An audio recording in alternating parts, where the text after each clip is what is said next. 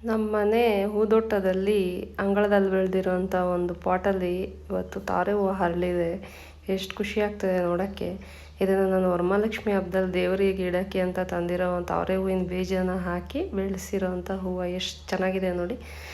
ನಾವು ಯಾವುದನ್ನು ವೇಸ್ಟ್ ಅಂತ ಅಂದ್ಕೋಬಾರ್ದು, ಕೆಲವನ್ನ ತಾಳ್ಮೆಯಿಂದ ಕಾದು ನೋಡಬೇಕು ಅನ್ನೋದನ್ನ ಇದೊಂದು ನಿದರ್ಶನ.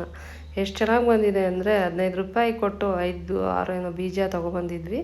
ಅದನ್ನು ನೀರಲ್ಲಿ ಹಾಕಿ 2 ವರ್ಷ ಕಾದ್ಮೇಲೆ ಇವತ್ತು ಈ ಖುಷಿ ನಮಗೆ ನೋಡೋಕೆ ಸಿಗ್ತಿದೆ. ಎಷ್ಟು ಸುಂದರವಾದ ತಾರೆ ಹೂವು ನಮ್ಮ ಮನೆ ಅಂಗಳದಲ್ಲೇ ಬೆಳೆದಿದೆ ಅಲ್ವಾ.